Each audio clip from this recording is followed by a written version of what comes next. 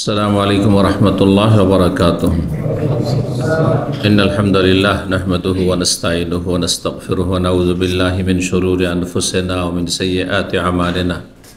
من يهده الله فلا مضل له ومن يضلل فلا هادي له.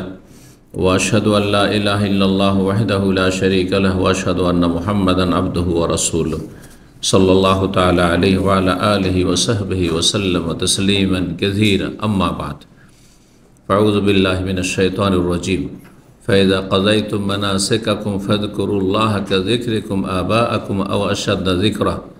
فمن الناس من يقول ربنا آتنا في الدنيا وما له في الآخرة من خلاق. ومنهم من يقول ربنا آتنا في الدنيا حسنة وفي الآخرة حسنة وقنا عذاب النار. أولئك لهم نصيب مما كسبوا والله سريع الحساب. সম্মানিত ভাতৃমণ্ডলী, আল্লাহ রাব্বুল আলামিনের প্রশংসা এবং প্রিয় নবী সাল্লাল্লাহু আলাইহি সাল্লামের ওপর সালাত ও সালামের পর আজ বৃহস্পতিবার 16 জিলহজ 1446 হিজরি মোতাবেক 12 জুন 2025 আমাদের ঈদুল আজহাল মুবারকের পরে এই প্রথম ইসলামী সেন্টারে আবার আমরা বিষয়ভিত্তিক আলোচনা শুরু করছি। যেহেতু ছিল হজ মৌসুম, যা শেষ হয়েছে আলহামদুলিল্লাহ, বড়ই নিরাপদ হজ হয়েছে। বরং দীর্ঘ 40-50 বছরের মধ্যে এই বছর যত সুন্দরভাবে হজ সম্পাদন করতে পেরেছেন হাজী সাহেবগণ, এত সুন্দর হজ বিগত দিনে দীর্ঘ সময় ধরে হয়নি। পূর্ণ আলহামদুলিল্লাহ। আল্লাহ রাব্বুল আলামিনের শুকরিয়া আদায় করি যে হাজী সাহেবদেরকে আল্লাহ নিরাপদ রেখেছেন এবং কোনো দুর্ঘটনা বালা মুসিবতের সম্মুখীন হতে হয়নি কোনো মুসলিম ভাই বোনকে। আর কোনো অসৎ লোকদের ষড়যন্ত্র সেখানে কোনো রকমের সফল হয়নি। আলহামদুলিল্লাহ, বড়ই সফলতার সাথে যে হজ সম্পাদন হয়েছে, আল্লাহ রাব্বুল আলামিনের বিশেষ অনুগ্রহ রহমতে তৌফিকে এবং সৌদি সরকার, তৌহিদের দেশ, সুন্নাহর দেশ, এই দেশের দায়িত্বশীলদের সর্বস্তরের সবার সর্বাত্মক প্রচেষ্টা এবং মেহনতের ফলস্বরূপ এই জন্য তাদের জন্য দোয়া করি অন্তর থেকে, আল্লাহ তাদেরকে যেন জাযায়ে খায়ের দান করেন এবং তারা ইসলাম মুসলিমদের জন্য, বিশেষ করে হাজী সাহেবদের জন্য, ওমরাকারীদের জন্য যেসব খেদমতগুলি করছেন, প্রবাসীদেরকে যেসব সুযোগ সুবিধা দিয়েছেন, আল্লাহ তাদেরকে উত্তম প্রতিদান দান করেন এবং আল্লাহ রাব্বুল তাদের ভালো আমলগুলি কবুল করেন। আরও বেশি আমাদের সকলকে ভালো কাজের তৌফিক দান করেন। তারপর আপনাদেরকে আন্তরিক মোবারকবাদ জানাই ঈদুল আজহার পরে, যে আবার আল্লাহ রাব্বুল আপনাদেরকে ইসলামী সেন্টারের এই দিনের মাহফিলে মজলিসে ফিরে আসার তৌফিক দিয়েছেন। পূর্ণ আলহামদুলিল্লাহ। আল্লাহ কবুল করুন আপনাদের দিন দুনিয়ায়, এলমে আমলে, দুনিয়া আখেরাতে, সার্বিক জীবনে আল্লাহ যেন সার্বিক দিক থেকে বরকত দান করেন। সমস্ত অনিষ্ট বালা মুসিবত থেকে আর অনিষ্টকারীর অনিষ্ট থেকে, জালেমের জুলুম থেকে আল্লাহ রাব্বুল আলামিন যেন আমাদের সকলকে আপনাদেরকে হেফাজতে রাখেন। আজকের বিষয়বস্তু হচ্ছে হজ পরবর্তী অবস্থা, মানে হজের পরে একজন হাজী সাহেবের এবং তার সাথে অন্যান্য মুসলিম ভাই বোনদের অবস্থাটা কেমন হবে বা কেমন হওয়া উচিত, এ সম্পর্কে শুরু করব সূরা বাকারার আয়াত নম্বর 200 দিয়ে।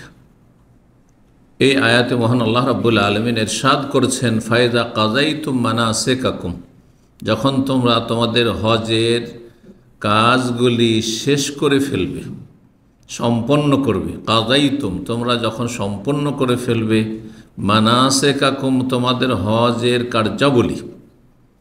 মানাসিক বলা হয় হজের কার্যক্রমকে, হজের শুরু থেকে শেষ পর্যন্ত যত কাজ রয়েছে এগুলো হচ্ছে মানাসিকুল হজ। মানাসিকুল হজ আর মানাসিক বিশেষ একটি ইবাদত কোরবানিকেও বলা হয়, সেটি হজের কোরবানি হাদি হোক অথবা বাড়ির কোরবানি উযহিয়া, সেটিকেও বলা হয়। জি, আল্লাহ বলছেন যখন হজের কাজগুলি সম্পাদন তোমরা করলে, সম্পন্ন করলে, তাহলে তোমাদের করণীয় ফাজকুরুল্লাহ, আল্লাহকে স্মরণ করো, আল্লাহর জিকির আজকার করো। স্মরণের বিপরীত হচ্ছে কি? ভুলে যাও। আমার স্মরণে আছে, এর বিপরীত কি? ভুলে যাও। তো এই নয় যে হজে এসেছিলে বা হজের সময়টা গেল, জিলহজ মাসের এই বরকতপূর্ণ দিনগুলি গেলে খুব আল্লাহকে স্মরণ করেছিল, খুব জিকির আজকার করলে, আর তারপরে আল্লাহকে ভুলে গেলে, এমনটা যেন না হয়। মুসলিম জীবন এমন হবে না। ওয়ালা তাকুনু কাল্লাযীনা নাসুল্লাহ, আল্লাহ কোরআনে কারীমের আয়াতে ইরশাদ করেছেন, তোমরা তাদের মতো হয়ে যাও না, ওইসব কাফেরদের মতো যারা আল্লাহকে ভুলে গিয়েছে। সারা জীবন, দিনের পর দিন, সপ্তাহের পর সপ্তাহ, মাসের পর মাস, বছর কি বছর, সারা জীবন পার হয়ে চলে গেল, কোনো দিন আল্লাহর কথা, আখিরাতের কথা স্মরণ করলো না। দুনিয়া, প্রতিদিন দুনিয়ার চিন্তা হচ্ছে, কিন্তু আখিরাত বলে কোনো চিন্তা নেই। ওয়ালা তাকুনু কাল্লাযীনা নাসুল্লাহ, তাদের মতো হয়ে যেও না। ফাআনসাহুম আনফুসাহুম, যারা আল্লাহকে ভুলে গেছে বা আল্লাহর জিকিরকে ভুলে গেছে, আল্লাহর স্মরণকে ভুলে গেছে, আল্লাহ তাদেরকে ভুলিয়ে দিয়েছেন, অর্থাৎ তাদেরকে উপেক্ষা করেছেন। আল্লাহ তাদের উপেক্ষা করেন, আল্লাহ তাদের খোঁজ খবর রাখেন। কোন জায়গায় গিয়ে ধ্বংস হবে, দুনিয়াতে ধ্বংস হবে না আখিরাতে ধ্বংস হবে, জাহান্নামে গিয়ে ধ্বংস হবে, আল্লাহ ছেড়ে দিয়েছেন, অসহায় ছেড়ে দিয়েছেন।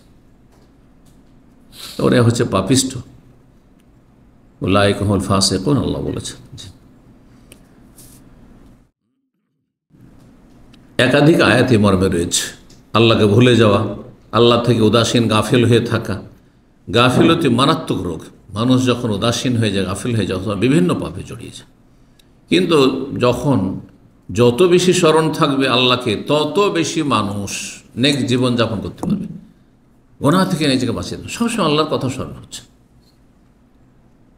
আল্লাহ শুধু অস্তিত্বের কথা নয়, আল্লাহর প্রতিটি নাম গুণাবলীর কথা, আল্লাহর কুদরতের কথা, ক্ষমতার কথা, আল্লাহ রাব্বুল আলামিনের পরিবেষ্টনের কথা, আল্লাহ রাব্বুল আলামিনের যে সব কিছুই তার জ্ঞানের ভিতরেই, হ্যাঁ, আহাতা বিকুল্লি শাইইন ইলমা, সব কিছুকে তিনি তার জ্ঞান দ্বারা পরিবেষ্টন করে রয়েছেন, ক্ষমতার দ্বারা, জ্ঞান দ্বারা। তার জ্ঞানের নলেজের বাইরে, জ্ঞানের বাইরে যেতে পারেন না। কেউ জানছে না যে কোথায় গেল আসামি।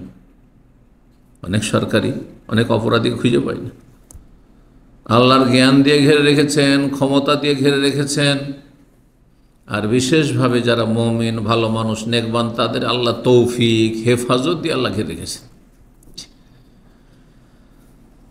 তো আল্লাহ বলছেন ফাজকুরুল্লাহ, আল্লাহকে স্মরণ করো।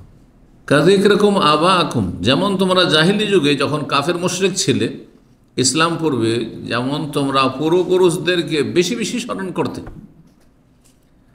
আর তাদের স্মরণে তোমরা মেলা বসাতে, আর কবিতার আবৃত্তি করতে, আর নিজের বংশীয় মর্যাদার গুণ গাইতে, এসব করত জাহিলি যুগে আরব কাফেররা, মক্কার লোকেরা বিশেষ করে, আর আরব বিভিন্ন গোষ্ঠী, বিভিন্ন জাতি, তারা হজে আসত।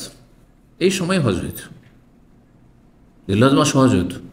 আর হজ করার পরে যে আইয়ামে তাশরিকে ইবাদত বন্দেগী আমরা করি, মেনায় রাত্রি যাপন, আর জিকির আজকার, আর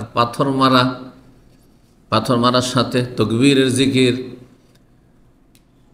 তারা করতো কি? তাদের বিরোধিতা করতে বলা হয়েছে।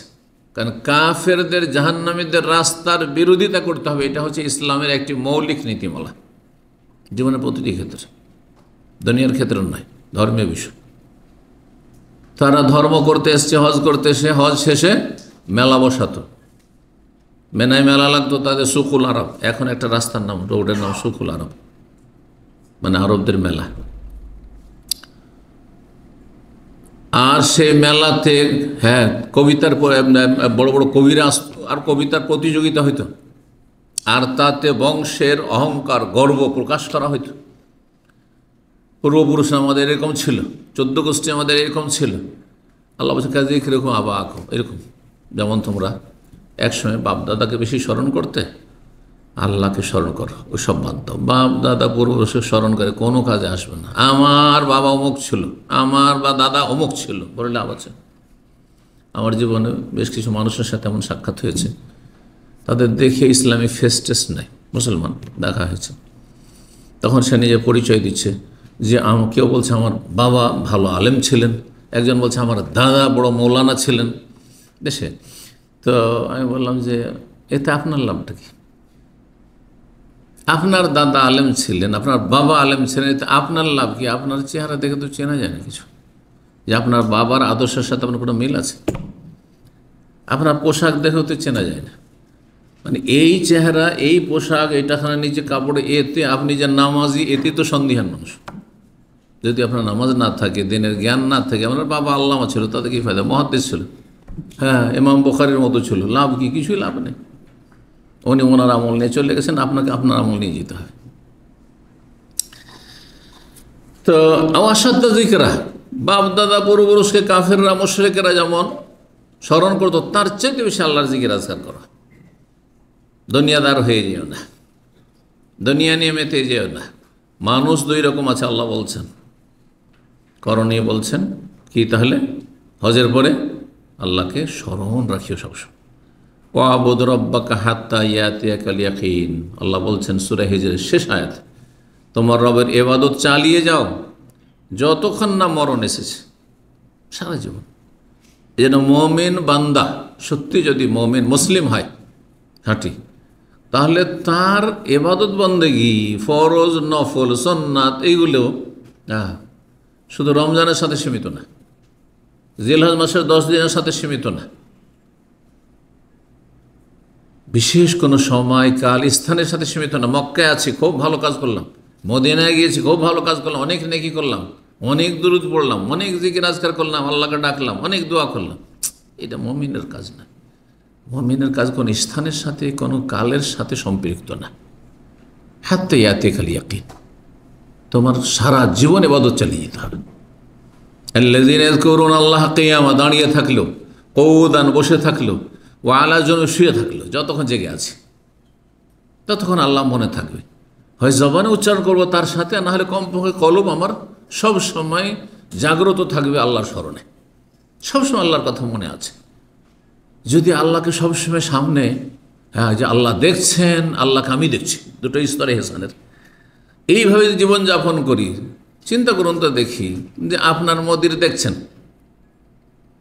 আর আপনি এখানে এখন অন্য কাজ করতে পারবেন, এমন কিছু করতে পারে যেটা ক্যামেরায় চলে আসবে, আর আপনি চোর সেজে যাবেন কোম্পানির কাছে, কখনো করতে পারবেন না।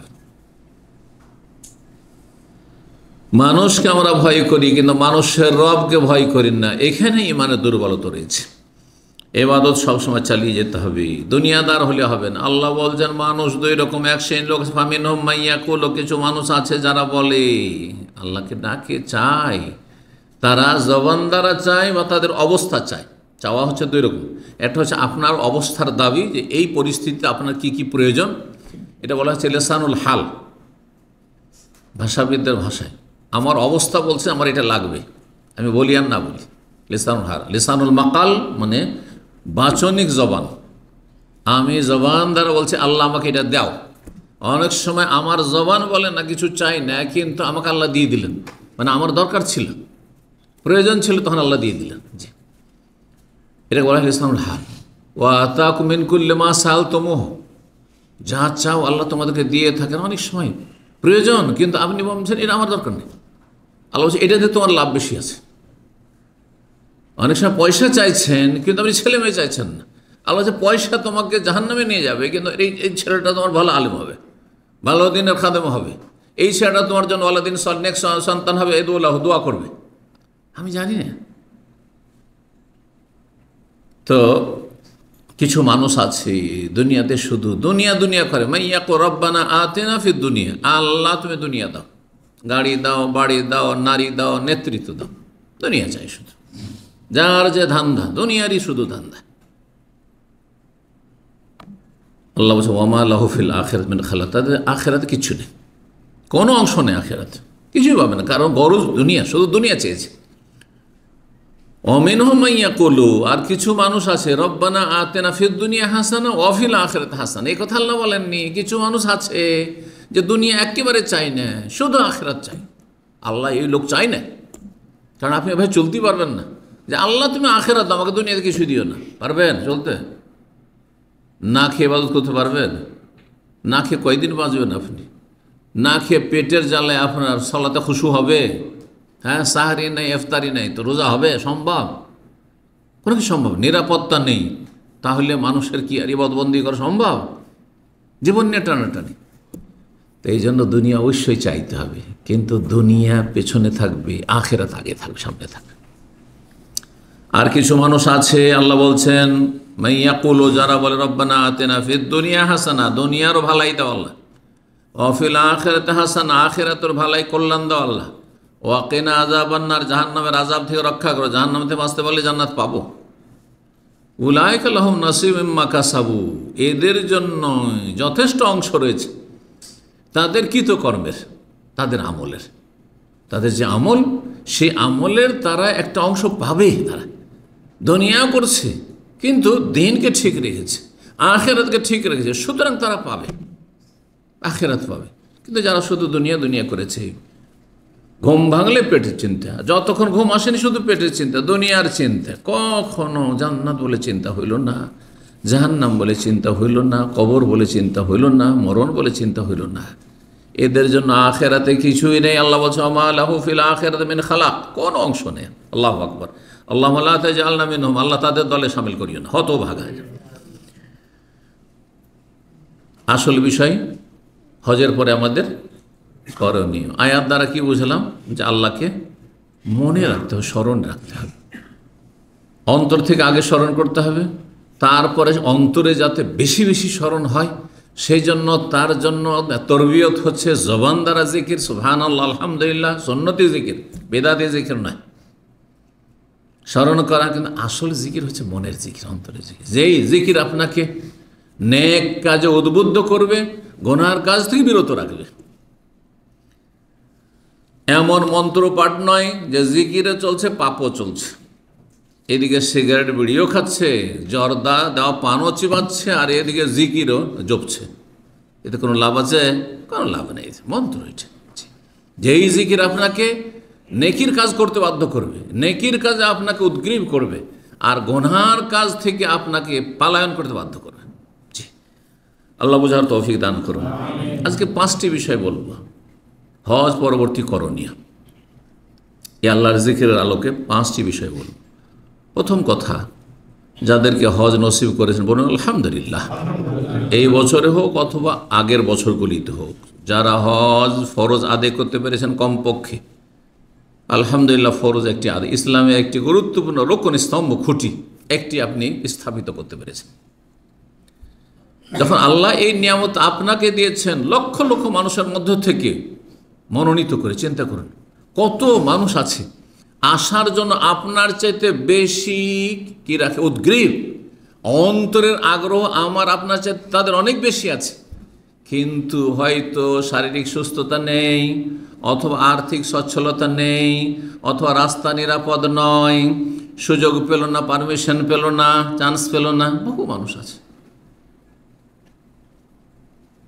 সময় হওয়ার আগে, অর্থ হওয়ার আগে, পৌঁছাবার সামর্থ্য হওয়ার আগে দুনিয়া থেকে চলে গেল, হজ নসিব হইল না। আল্লাহ আপনাকে হজ নসিব করে, বলুন আলহামদুলিল্লাহ।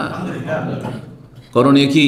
শুকরিয়া আদায় করা। তাহলে প্রথম কাজ হচ্ছে আল্লাহর শুকরিয়া আদায় করুন। যারা হজে যাননি কিন্তু এই জিলহজের 10টি দিন আল্লাহ দিয়েছেন, এতে ফরজ নফল যা কিছু করেছেন আল্লাহ যেন আরও বেশি তৌফিক দান করেন, শুকরিয়া আদায় করেন। শুকরিয়া আদায় করলে লাভ কি? বহু লাভ আছে, তার মধ্যে গুরুত্বপূর্ণ লাভ যা কোরআনে কারীমে স্বয়ং আল্লাহ সূরা ইব্রাহিমে বলেছেন, লাইন শাকারতুম লাযিদান্নাকুম, শুকরিয়া যদি আদায় করো তাহলে আমি তোমাদের নিয়ামতকে আরো বৃদ্ধি করে দেব। তাহলে এই বছরে যতটা আল্লাহ তৌফিক দিয়েছেন, আল্লাহ যদি শুকরিয়া আদায় করে, আলহামদুলিল্লাহ, অহংকার নয়, আলহামদুলিল্লাহ যে আল্লাহ তুমি নসিব, আল্লাহ সুস্থ রেখেছো, আল্লাহ ইমানের অবস্থা রেখেছো, আল্লাহ ইমানে আল্লাহ সতেজতা রেখেছো, আল্লাহ তুমি তৌফিক দিয়েছো। আল্লাহ শুকরিয়া যদি আদায় করেন তো আগামীতে আল্লাহ আরও বেশি তৌফিক দেবেন, আরও বেশি সুযোগ দেবেন। একটা তৌফিক হচ্ছে ইমানি তৌফিক, আর একটা হচ্ছে শারীরিক তৌফিক, হায়াতের তৌফিক। আরও বহু বছর আল্লাহ বাঁচিয়ে রাখবেন, বহু বছর সুস্থ রাখবেন, আর বহু আল্লাহ রাব্বুল আলামিন গুণে ইমানকে শক্তিশালী করবেন, যার মাধ্যমে আপনি ইবাদত বন্দেগীতে অনেক এগিয়ে যেতে পারবে না। তো শুকরিয়া আদায় করতে হবে। হাজি সাহেবদেরকে বিশেষভাবে বলবো, আল্লাহর নিয়ামতের শুকরিয়া আদায় করুন যে আল্লাহ এই ফরজ হজ করার এবং অন্য অন্য আরও আমল করার তৌফিক দান করেছেন। আল্লাহ বলছেন ওমা বিকুম মিন নি'মাতিন ফামিন, যে কোনো নিয়ামত, হজ একটি নিয়ামত, ফামিন আল্লাহ, আল্লাহর পক্ষ থেকে এই তৌফিক হয়েছে। ওয়া ইন তাউদ্দু নি'মাতাল্লাহি লা তুহসুহা, আল্লাহর নিয়ামতকে যদি গণনা করো শেষ করতে পারবে না, কত নিয়ামত রয়েছে। সুতরাং সব সময় শুকরিয়া আদায় করতে। এই জন্যে কোরআনে কারীম আল্লাহ শুরুই করেছেন কি দিয়ে? আলহামদুলিল্লাহ দিয়ে। শুকরিয়া আদায়ের জন্য এর চাইতে ব্যাপক কোনো বাক্য হইতে পারে না। আলহামদুলিল্লাহ, যাবতীয় প্রশংসা, গুণগান, শুকরিয়া সব কার জন্য? আল্লাহর জন্য। আল্লাহর জন্য, যিনি আমার শুধু প্রতিপালন করেন না, আমার মতো যত মানুষ রয়েছে, শুধু মানুষ নয়, সমস্ত আলামী বিশ্বজগৎ, আল্লাহ ছাড়া যা কিছু পৃথিবীতে রয়েছে সব কিছুর প্রতিপালনকারী রব্বুল আলামিন, তার শুকরিয়া আদায় করি। এবং তাতে ক্ষান্ত না, যিনি রহমান, যিনি রহিম, এগুলি শুকরিয়া, এগুলো গান পেশ করা। যিনি মালিক ইয়াউমিদ্দিন, আল্লাহ যখন তোমার এত সুন্দর সুন্দর গুণ রয়েছে, তখন তোমার ওই শুধু ইবাদত, ইয়াকা নাবুদু, একমাত্র তোমার ইবাদত করি। তোমারই যখন সব কিছু খাই, নুন খাই, তাহলে তোমারই গুণ গাই। ওই ইয়াকা নাস, তোমার কাছেই সাহায্য চাই। আমি খাবো তোমার, দেবে তুমি, হায়াত দিলে তুমি, মানুষ করে সৃষ্টি করলে তুমি, ইমান দিলে তুমি। আর আমি যে মাজারে ধর্ণা দেব, দরগা দুর্গায় ধর্ণা দেবো, আল্লাহ ছাড়া অন্যকে ডাকবো, খাজার চিস্তিকে ডাকবো, আর অমুককে ডাকবো, জিলানিকে ডাকবো, এটা করবো না।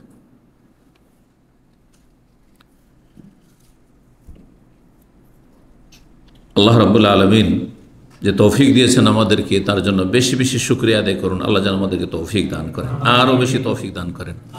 এবং যখন শুকরিয়া আদায় করবেন, আপনি শুকরিয়া আদায় করছেন, তার মানে আপনার অন্তরে একটা আনন্দ অনুভব করছেন, আপনি খুশি অনুভব করছেন। আল্লাহর নিয়ামতে খুশি হইতে হবে, আল্লাহর নিয়ামতে খুশি হইতে হবে।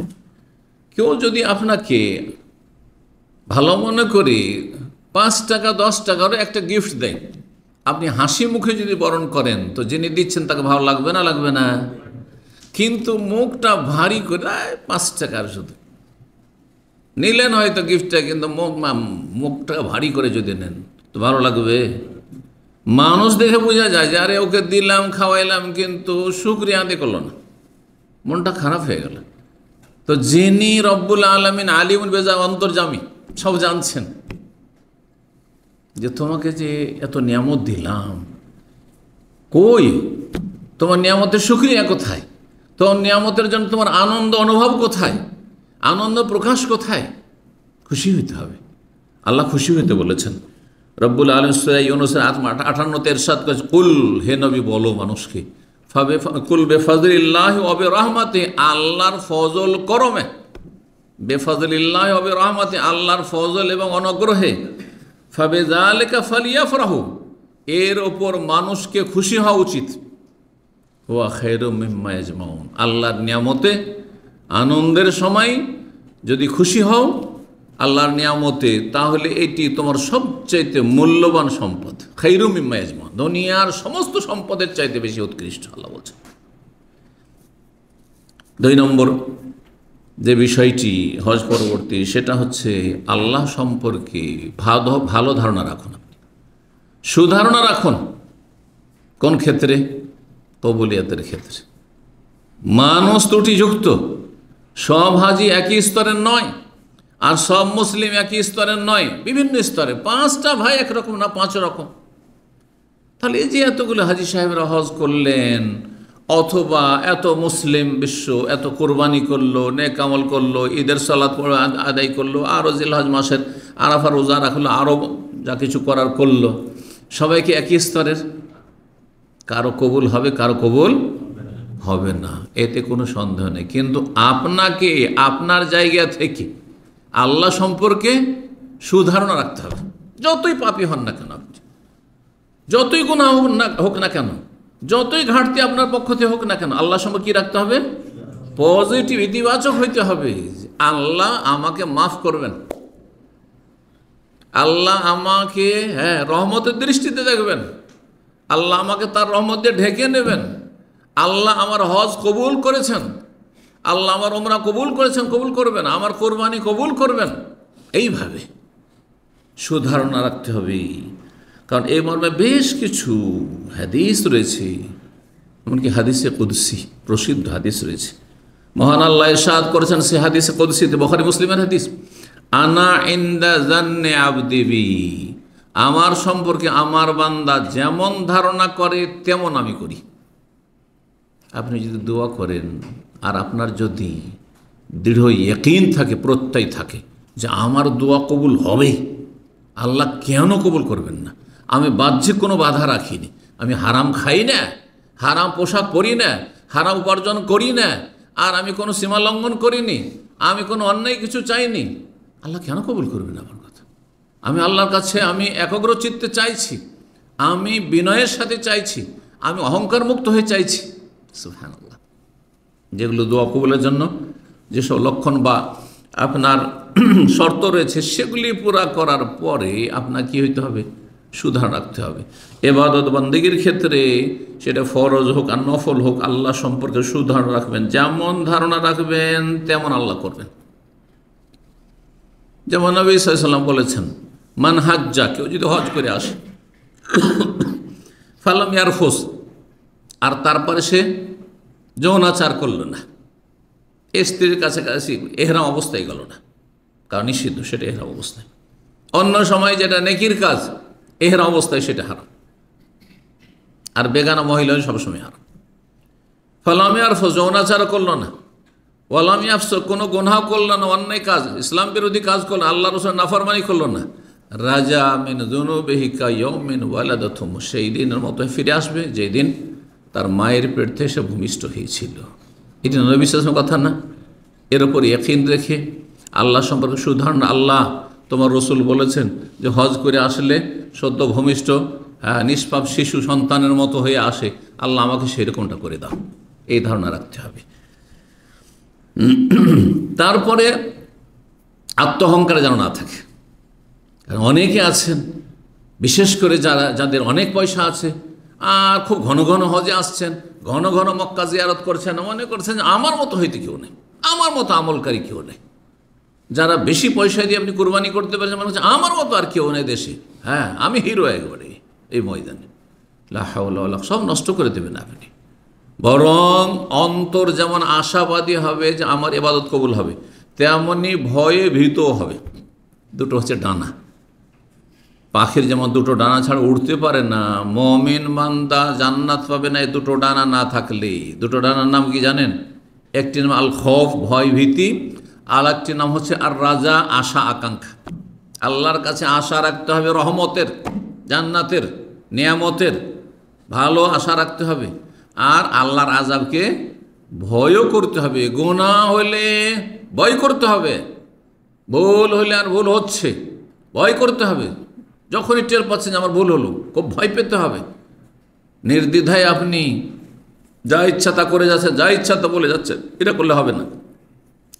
তো এই মর্মে মা আয়েশা রাদিয়াল্লাহু তাআলা আনহা থেকে একটি গুরুত্বপূর্ণ হাদিস রয়েছে। একটা আয়াতের তাফসীর, সূরা মুমিনুন আয়াত নম্বর 60-এ আল্লাহ ওয়াল্লাযীনা ইউতুনা মা আতাউ, যারা যা দান করার দান করলো বা যা দেওয়ার দিল, শাব্দিক অর্থ দেওয়ার কথা এখানে রয়েছে। ওয়া কুলুবুহুম ওয়াজিলা, আর তারপরে তাদের অন্তরটা ভয়ে ভীত সন্ত্রস্ত। মা আয়েশা রাদিয়াল্লাহু তাআলা ওই আয়াত বুঝতে পারছেন না, দান করলো, দিল মানুষকে, তারপরে আবার ভয় কিসের? কথা ঠিক কিনা? প্রশ্ন স্বাভাবিক হবে। যে দান করে না, কৃপণ, বখিল, যাকাত দেয় না, ফরজ আদায় করে, সে ভয় করবে, তার ভয়। কিন্তু যেই ব্যক্তি বেশি বেশি দান করছে, যাকাত তো দিচ্ছে, আবার ভালো আমলও করছে, তার ভয় কিসের? তো বলছেন এই আয়াত সম্পর্কে জিজ্ঞেস করলাম যে ইয়া রাসূলুল্লাহ, আহুমুল্লাযী আশরাবুনাল খামরা ইয়াসরিকুন, আচ্ছা যাদের অন্তরটা ভীত, তারা কি মদখোর আর চোর, এই ধরনের লোক যে চুরি করছে তারপরে ভয় পাচ্ছে যে আল্লাহ কখন যে ধরে নেয়, মদ খাচ্ছে, আল্লাহ যে কখনো পকড়া করে, আযাব দেয়। নবী সাল্লাল্লাহু আলাইহি ওয়াসাল্লাম বলেন, লা ইয়া বিনতাস সিদ্দিক, হে সিদ্দিকের কন্যা, শোনো শোনো, আসলে এদেরকে উদ্দেশ্য করা হয়নি আয়াতে। ওয়ালাকিন্নাহুমুল্লাযী ইয়াসুবুনা ওয়া ইউসাল্লুনা ওয়া ইয়াতাসাদ্দাকুন, এরা হচ্ছে আয়াতের ব্যাখ্যা ওই সব লোকেরা যারা রোজাও রাখে, নামাজও পড়ে, দান সাদকাও করে, যাকাতও দেয়, ওহম ইয়াখাফুনা আল্লাহ তুকবালা মিনহুম, আর তাদের ভয় যে আল্লাহ কবুল করলেন কিনা, কবুল হইল কিনা। হাজী সাহেবেরা হজ করে সে আত্ম অহংকারে থাকবেন না, আর হাজী টাইটেল নিয়ে ঘুরে বেড়াবেন না মার্কেটে মার্কেটে, বরং সবসময় ভয়ে ভীত থাকবেন যে আল্লাহ হজটা আমার কবুল হইল কিনা। ভয়ও থাকবে, রবের কাছে আশাও থাকবে, যেমন সুধারণা থাকবে তার সাথে ভয় থাকবে, যে এমনটা নয় যে মুখে ছুঁড়ে ফেলে দেওয়া হয়েছে। লা লাব্বাইক ওয়ালা সাদেক, যেমন রয়েছে হারাম পয়সা নিয়ে হজে আসে, হারাম রোজগার করে, তাদেরকে তাই বলা হয় ফেরেশতার পক্ষ থেকে, আকাশ থেকে। উলাইকা ইউসারিউনা ফিল খায়রাত, যারা নেক আমল করার পরেও অন্তরে ভয় রাখে, তারা কল্যাণের কাজে অগ্রণী ভূমিকা পালন করে, নেকির কাজে তারা অগ্রগামী। তারা ওহুম লাহা সাবিকুন, আর এরাই হচ্ছে অগ্রগামী, এরাই জান্নাতে, দুনিয়াতেও যখন আমলের ক্ষেত্রে অগ্রগামী ছিল, জান্নাতেও এরা আগে আগে যাবেন।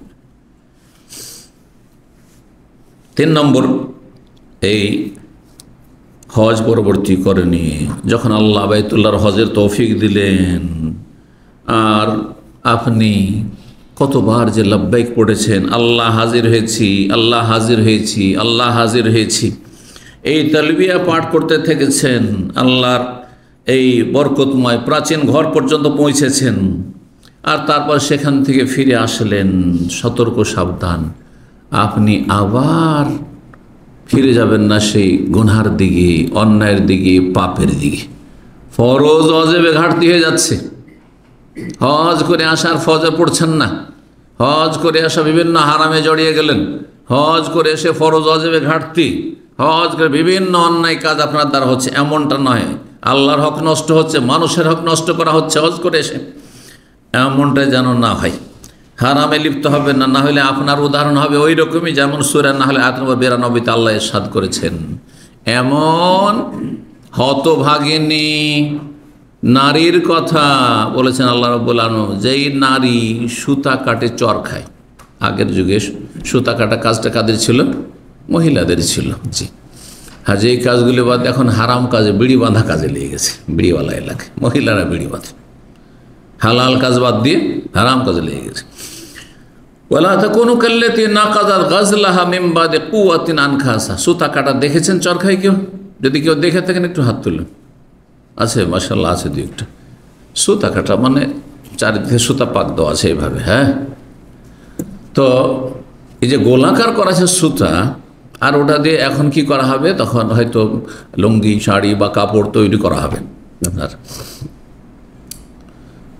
এই সুতার মাঝখান থেকে যদি আপনি কেটে দেন তো কি হবে?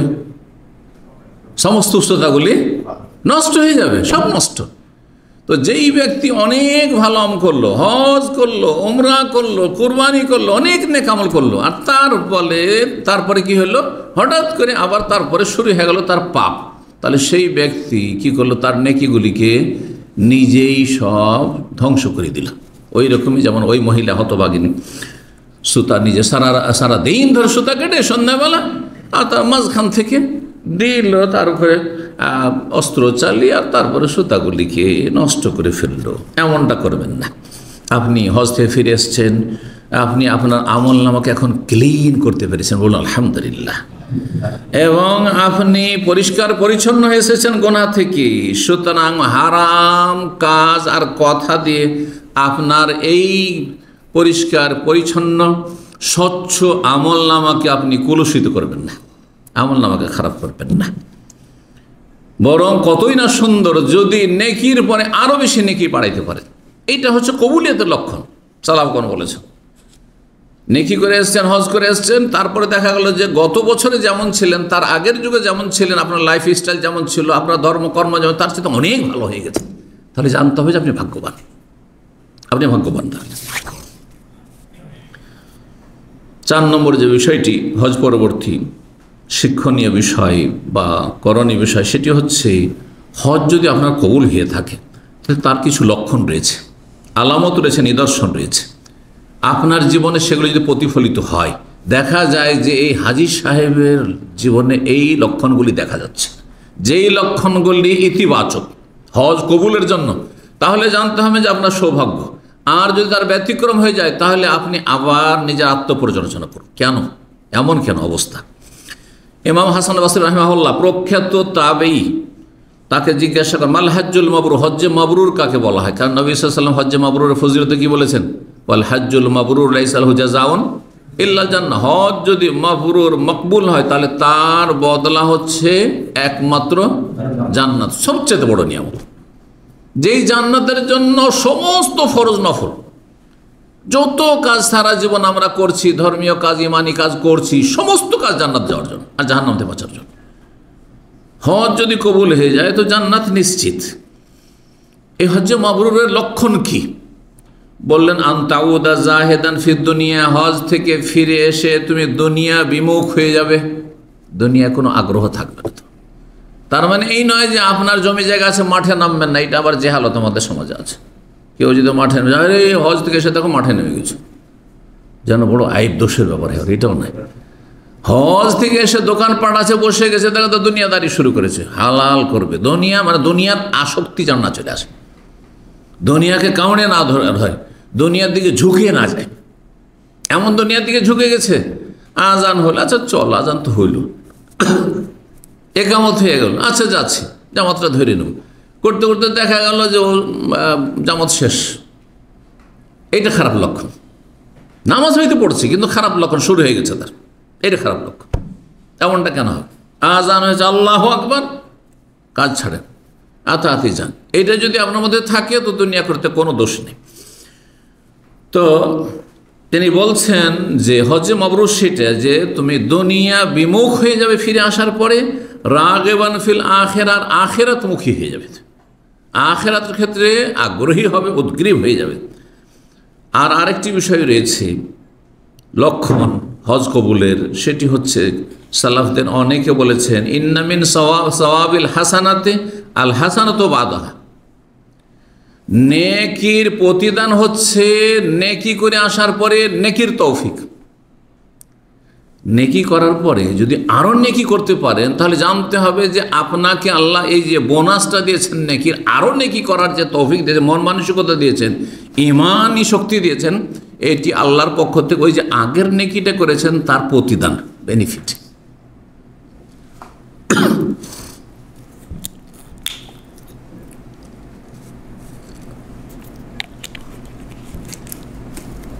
সুতরাং এই বিষয়টিকে একটু ভালো করে বোঝার চেষ্টা করেন যে হজ থেকে আসার পরে দেখছেন যে মাশাআল্লাহ আপনাকে নেকি করতে ভালো লাগছে, ভালো কাজ করতে ভালো লাগছে, গত জীবনে যত দান খেরাত না করতে তার চাইতে বেশি করছেন আপনি, গত জীবনে আপনি যত জিকির আজকার না করতেন তার চাইতে বেশি জিকির আজকার করছেন, গত জীবনগুলিতে হয়তো ওই রমজানই শুধু খতম করতেন আপনি করেন, এখন নিয়মিত প্রতিদিন আপনি ওয়াজিফা করেছেন, আপনি নির্ধারণ করেছেন যে আমি প্রতিদিন এতটা করে কোরআন পড়ব। এইভাবে দেখা যাচ্ছে যে ফরজ নফল গত দিনগুলিতে হয়তো নফল রোজা সোমবার বৃহস্পতিবার রাখতেন না বা মাসে 3টি রাখতেন না, এখন সেটা শুরু করেছেন। তো এই যে অতিরিক্ত নেক আমল আপনার শুরু হয়ে গেছে, এটি কিসের লক্ষণ? আপনার হজ কবুল হয়েছে, তার বোনাস হিসাবে, তার প্রতিদান হিসাবে আল্লাহ এখন আপনাকে আরও বেশি নেকি করার তৌফিক দিয়েছে।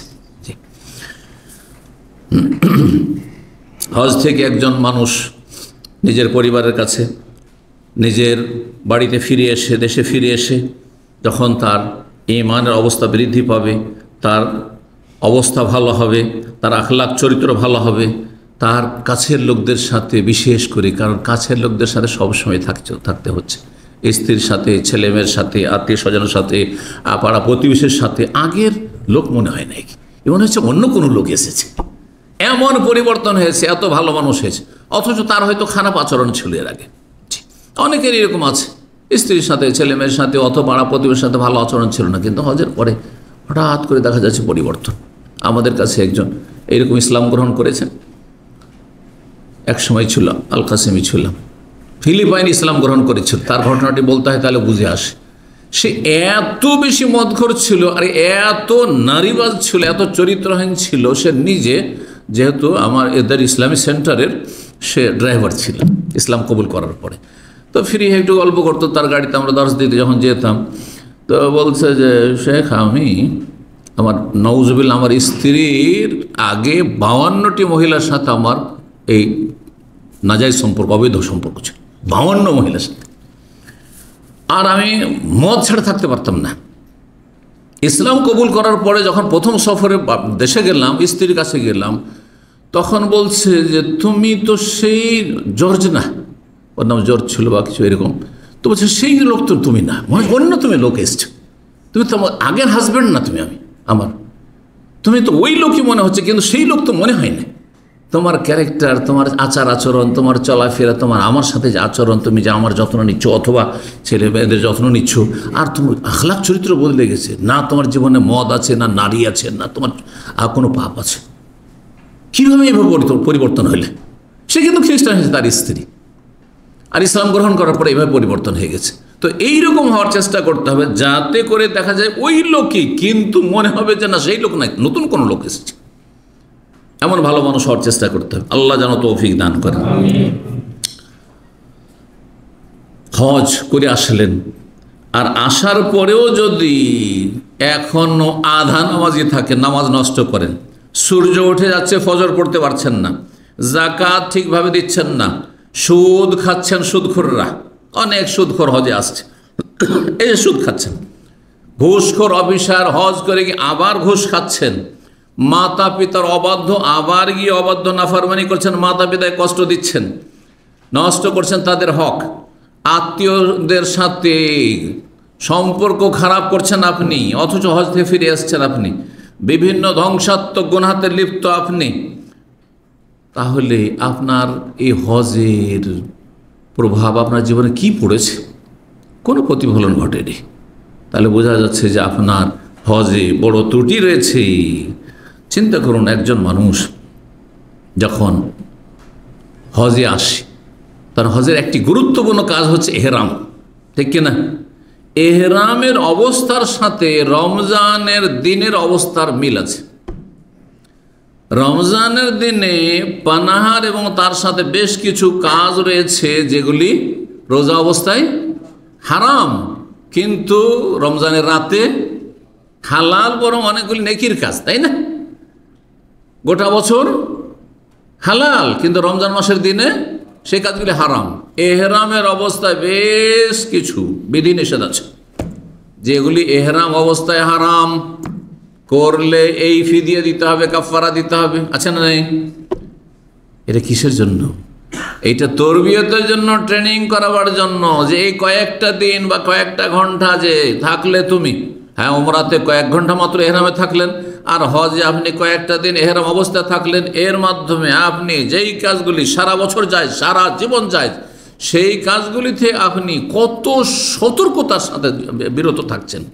সুবহানাল্লাহ। হজে আমি অনেকবার গাইডে গিয়েছি, হ্যাঁ, তো দেখেছি এত মানুষ ভয় পায় এহরাম অবস্থায়, কারো একটা চুল পড়ে গেছে, অনিচ্ছাকৃত দেখতে পাচ্ছে যে চুলটা খসে পড়েছে, নিয়ে চলে এসছে চুলটা ধরে, দাড়ি একটা পড়ে গেছে, ধরে নিয়ে চলে এসছে যে আমার দাড়ি যে পড়ে গেল এহরাম অবস্থায়, তো আমার হজের ক্ষতি হবে নাকি? এত সজাগ যদি আপনি এহরাম অবস্থায় হন, এইরকম কিছুটা যদি আপনার লাইফে রাখতে পারেন, তাহলে তো জান্নাত পেতে কোনো অসুবিধা নেই, জাহান্নামের ধারে কাছেও যাবেন না ইনশাআল্লাহ। কিন্তু বড় বড় অপরাধ করে ফেলছেন অন্য সময়, আর এহরামের সময় জিজ্ঞাসা করতে আসেন একটা দাড়ি পড়ে গেছে কি হবে?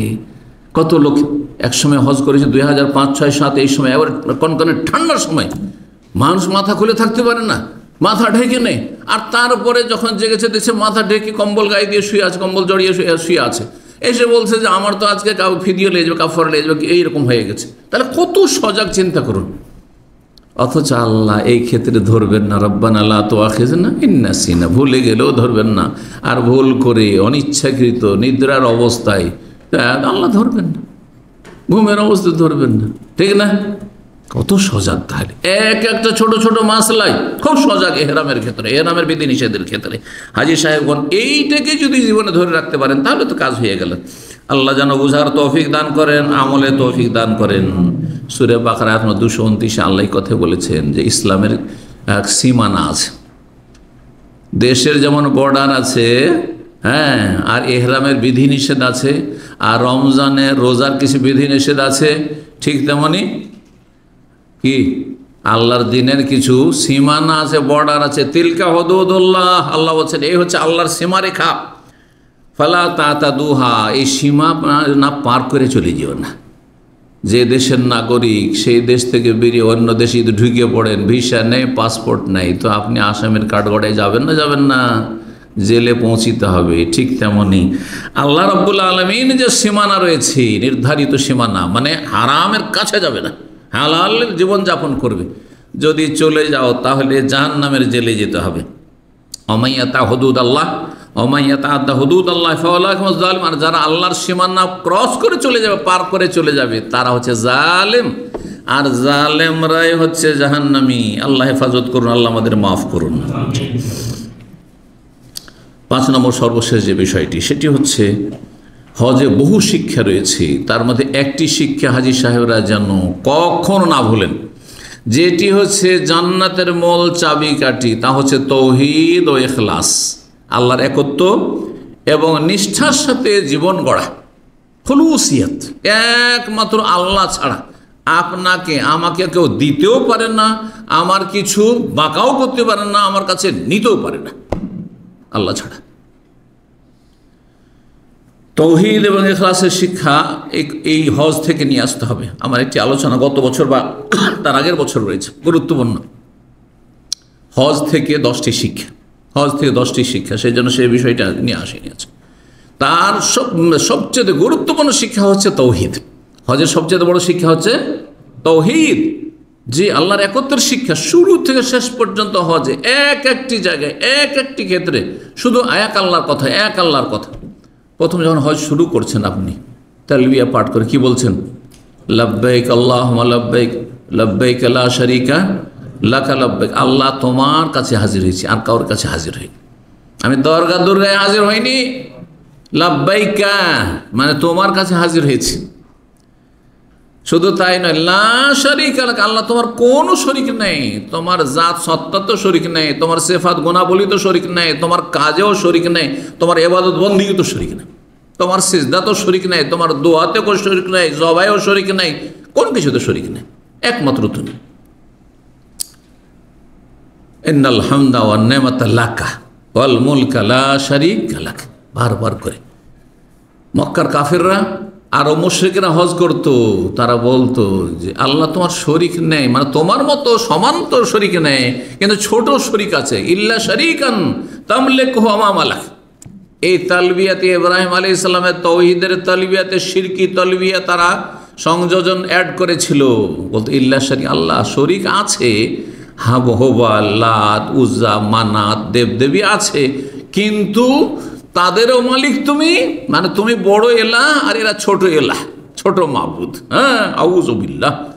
যেমন মাজার পূজারীরা বলে, পীর পূজারীরা বলে যে আল্লাহ বড় বড় গস কতবকে ক্ষমতা দিয়ে রেখে দিয়েছে, অসাধারণ ক্ষমতা দিয়ে রেখেছে, সেই জন্য তারা সন্তান দিতে পারে, তারা রোগ ভালো করতে পারে, তারা মনস্কামনা পূরণ করতে পারে, বলে না? বলে না? মক্কার কাফের মুশরিকদের যে শিরকি কুফরি আকীদা, সেই আকীদায় দরগাওয়ালাদের আর দুর্গাওয়ালাদের একই আকীদা। জি। তারপরে আরাফার সবচাইতে উত্তম দোয়া কি? লা ইলাহা ইল্লাল্লাহু ওয়াহদাহু লা শারীকা লাহু লাহুল মুলকু ওয়া লাহুল হামদু ওয়া হুয়া আলা কুল্লি, কালিমা তৌহিদ। তৌহিদ আর তৌহিদ, লা ইলাহা ইল্লাল্লাহ তো শুরু, ওয়াহদাহু তৌহিদ, লা শারীকা লাহু তৌহিদ, শিরককে বাতিল ঘোষণা করা। জি। লাহুল মুলকু ওয়া লাহুল হামদু, তারই রাজত্ব, তারই মালিকানা, তারই প্রশংসা, সুবহানাল্লাহ, ওয়া হুয়া আলা কুল্লি শাইইন কাদির। শুধু আরাফাতে, তার আগে চিন্তা করুন তো সাফা মারওয়াতে পড়েন না? সাফা মারওয়াতে সাফায় উঠলে পড়ছেন, মারওয়ায় উঠলে পড়ছেন, পড়ছেন না? তারপরে যখন হাজরে আসওয়াদের সামনে যাচ্ছেন, আল্লাহু আকবার, তৌহিদ না? আল্লাহ সবচেয়ে বড়। আমার দুনিয়ার কোনো আইডিওলজি বড় না, কোনো মতবাদ বড় না, মানুষের তৈরি করা আইন কানুন বড় না, আমার কাছে আমার রব বড়, রবের আদেশ নিষেধ বড়। আল্লাহু আকবার। আবার যখন পাথর মারছেন আপনি, পাথর মারা মানে কি? তৌহিদের ঘোষণা, বাতিলকে অস্বীকার করা, পাথর মেরে বাতিলকে লাঞ্ছিত করা, আর আল্লাহু আকবার, আল্লাহু আকবার। জি, আল্লাহ আমার কাছে সবচেয়ে বড়, আল্লাহর আদেশ নিচ্ছে সবচেয়ে বড়, আল্লাহর বিধান সবচেয়ে বড়, আল্লাহর কালাম, আল্লাহর কোরআন সবচেয়ে বড়। জি, আল্লাহর দিন সবচেয়ে বড়। জি, দিন আল্লাহ কমপ্লিট করেছেন। সুতরাং মুসলিমকে কেন মানবরচিত বিধানের আশ্রয় নিতে হবে? জি, সুতরাং এই তৌহিদের এত ঘোষণা করার পরে এসে বলবেন এক শ্রেণীর হতভাগা মূর্খদের মতো যে হজ হয় মক্কায় আর হজ কবুল হয় মদিনায়। শিরকি কথা, কুফরি কথা। হ্যাঁ, হজ আল্লাহ কবুল করেন না রসুল কবুল করেন? তাহলে মদিনা কেন আসতে হবে হজ কবুল করার জন্য? হ্যাঁ, যেখানে হজ হল আমল সেখানেই কবুল হবে। আর তারপর একটা দলিল লাগবে না? বিনা দলিলে কথা বললেও চলবে? হ্যাঁ, দুনিয়ার ক্ষেত্রে দলিল না থাকলে কোনো মূল্য নেই। বলছে এটা আমার স্ত্রী, বলছে ম্যারেজ সার্টিফিকেট নিয়ে এসো। শুধু না, যাও অ্যাটেস্ট করে নিয়ে এসো, যাও তোমার দেশ থেকে যাও। ঠিক কিনা? চিন্তা করুন তো। আর আপনি এমনি দিয়ে এত বড় একটা কথা, ইসলামের কথা, তৌহিদ সম্পর্কে বলে দিবেন আপনি যে হজ হয় মক্কায় আর হজ কবুল হয় মদিনা। আউযুবিল্লাহ, একেবারে শিরকি কুফরি কথা। এই হজ করে সামান্য কোনো লাভ নেই। যে হজের পর এই ধারণা থাকবে যে হজ হয়ে গেছে কিন্তু হজ কবুল করাতে মক্কা যাচ্ছে না মদিনা যাচ্ছে, নাউযুবিল্লাহ। আপনি যান, হজের আগে যান, পরে যান, অন্য সিজনে যান, কিন্তু হজের সাথে মদিনার কোনো সম্পর্ক নেই। আমি আলোচনা এর আগে বহুবার করেছি, সুতরাং সেদিকে আর লম্বা করতে যাচ্ছি না। একজন হাজী সাহেবের জন্য অসম্ভব, সে যদি হজের তৌহিদকে বুঝতো, যে সে তারপরে সে জাদুটনার আশ্রয় নেবে, গণকের কাছে যাবে, জাদুকরের কাছে যাবে। দেখো তো আমার গরুটা হারিয়ে গেছে, আমার ছাগল হারিয়ে গেছে, আমার টাকা পয়সা কে চুরি করেছে, দেখো কে একটু হাত চালিয়ে দেখো, একটু বাটি চালিয়ে দেখো। এগুলোই তো আমাদের দেশ, আমাদের দেশের ধর্মকর্ম এগুলো। এক শ্রেণীর শিরক কুফরি করা। হ্যাঁ, কথিত মোল্লা, এরা মোল্লা না, এরা শিরকের নেতৃত্ব দিয়ে থাকে, এরা জাহান্নামের দিকে আহ্বান করে, এসব কাজ করে। যার ফলে আমাদের কাছে আসে, কোনো তদবির আছে, আমার 10,000 রিয়াল হারিয়ে গেছে, কোনো তদবির আছে? বলছে ইসলামে এগুলো তদবির না, গায়েব আল্লাহ শুধু জানে, আল্লাহ ছাড়া কেউ গায়েব জানে না। কুফরি কথা। এইরকমই হ্যাঁ, তাবিজে আস্থা ভরসা করা, টাকা, যতগুলি শিরকি কাজ রয়েছে, কোনো কিছুকে বরকতপূর্ণ করা, কোনো গাছকে, কোনো পাথরকে, কোনো কিছুকে বরকতপূর্ণ করা, এই সমস্ত শিরক। একজন মানুষ হজ করে আসলো, লাব্বাইক আল্লাহ লাব্বাইক বললো, তারপরে কি করে সেই দেশে ফিরে বলছে আমি গণতন্ত্রে বিশ্বাসী, আমি সমাজতন্ত্রে বিশ্বাসী, আমি তোমার আরও বহু তন্ত্রপন্ত্র রয়েছে সেসব তন্ত্রে বিশ্বাসী। এ কী করে হইতে পারে? কি করে হইতে পারে? অসম্ভব কথা, যেটি আল্লাহর দিনের সরাসরি পরিপন্থী। অমাইয়াবতাগি গায়রাল ইসলামি দীনান ফালান ইউকবালা মিনহু। ইসলাম ছাড়া, আর ইসলাম হচ্ছে তৌহিদের নাম, এই ইসলাম ছাড়া, ইসলাম রসুল সাল্লাল্লাহু মাধ্যমে এসেছে, রসুল্লাহ সাল্লাল্লাহু আদর্শ ছাড়া জীবনে যদি অন্য কোনো আদর্শ থাকে কখনো আল্লাহ গ্রহণ করবেন না। ওয়াফিল আখিরাতি মিনাল পরকালে ক্ষতিগ্রস্ত হবে। সুতরাং যারা যত ইজমার মতবাদ রয়েছে, মন্ত্রতন্ত্র রয়েছে, এগুলোতে বিশ্বাসী, তাদের এইসব হজে কোনো লাভ নেই। আল্লাহ তাদের হেদায়েত দান করুন। হজ করে আসলো আর তার মানবরচিত বিধানে বিশ্বাসী, বলছে আদালতের বিচার আমরা বিশ্বাস করি যে চোরের হাত কাটা, এটা বর্বরতা, মধ্যযুগীয় শাস্তি, এগুলো চলবে না। কি করতে হবে? 6 মাস জেল, আর তারপরে জামানতের সুযোগ আছে। খনির শাস্তি কি বলছে? কেসাস চলবে না, এটা বর্বরতা। খনির শাস্তি হচ্ছে যাবজ্জীবন জেল, আর তার মধ্যে জামানতের সুযোগ আছে। বড় বড় খনি জামানতে পয়সা দিয়ে চলে আসছে, বেরিয়ে আর আসার পর আবার সাথে সাথে খুন করছে, দেখতে পাচ্ছেন। বেরিয়ে এই প্রথম কাজ হচ্ছে খুন করা। আউযুবিল্লাহ। ছোট খুনি বড় খুনি হয়ে জেলখানা থেকে বেরিয়ে আসছে। সেখানে তরবিয়ত হওয়ার প্রয়োজন ছিল, সেখানে দেশের যারা বাঁকা মানুষ তারা সোজা হয়ে যেত যদি ইসলামের বিধান থাকতো। আল্লাহ বুঝার তৌফিক দান করুন। সুতরাং যেই ব্যক্তি হজ করবে, সে হজ করেছে বা করবে, সেই ব্যক্তি আল্লাহকে যখন ডেকেছে লব্বাইক আল্লাহ লাব্বাইক, কখনো গায়রুল্লাহর শরণাপন্ন হবে না, কখনো মানবরচিত বিধানের শরণাপন্ন হবে না, কখনো আল্লাহ রাব্বুল আলামিনের দ্বীন ছাড়া অন্য কোনো আদর্শে বিশ্বাসী হবে না। আল্লাহ বুঝার তৌফিক দান করুন এবং সমস্ত শিরক কুফরি থেকে আল্লাহ বেঁচে থাকার তৌফিক দান করুন। আল্লাহ আমাদের নেক আমলগুলি কবুল করুন এবং আল্লাহ ভালো কাজের তৌফিক দান করেন। জীবনটাকে আল্লাহ আরও ভালো করার তৌফিক দান করেন। ভুল ত্রুটি থেকে মুক্ত হওয়ার তৌফিক দান করেন। যত রোগ রয়েছে আমাদের অন্তরের ব্যাধিগুলি থেকে, রোগ থেকে আল্লাহ মুক্ত করার তৌফিক দান করেন অন্তরকে, এবং আল্লাহ রাব্বুল আমাদের শারীরিক, মানসিক, পারিবারিক, সার্বিক যেন শান্তি দান করেন। সুবহান রাব্বিকা রব্বিল ইজ্জাতি আম্মা ইয়াসিফুন ওয়া সালামুন আলাল মুরসালিন ওয়াল হামদুলিল্লাহি রাব্বিল আলামিন।